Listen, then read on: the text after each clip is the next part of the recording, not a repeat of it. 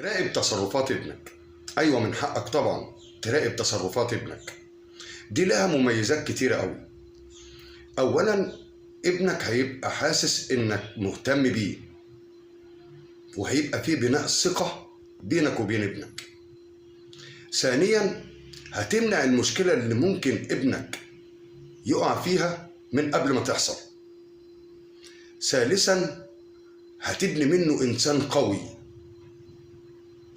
وله مكان ومكانة بين الناس باهتمامك بيه.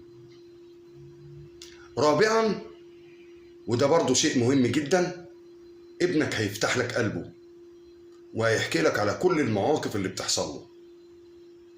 ليه؟ لان انت بنيت الثقة بينك وبينه. راقبه، بس مش لدرجة انك تخنقه. حسسه برضو باستقلاليته وبان هو له تفكيره الخاص. اقعد معاه، ما تبعدش عنه، ما تغيبش عنه. هيحكي لك على كل حاجة بتحصل له، صدقني. هتبني منه إنسان محترم، إنسان قوي، له مكان ومكانة ومحبوب بين الناس.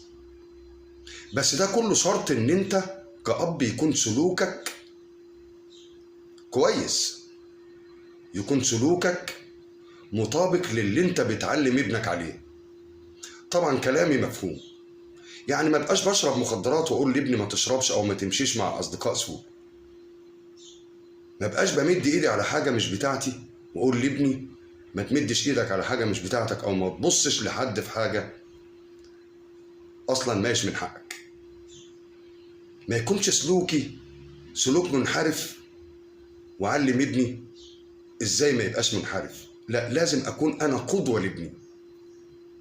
وما دمت قدوة حسنة وقدوة طيبة وراجل محترم، ابنك هيطلع لك بتوجيهاتك وبمراقبتك ومتابعتك ليه وبفتح قلبك ليه. تفتح له قلبك، عمر ابنك ما هيقع في مشكلة، وهيبقى انسان كويس وانسان محترم وله مكانته في المجتمع. وربنا يهديهم لك.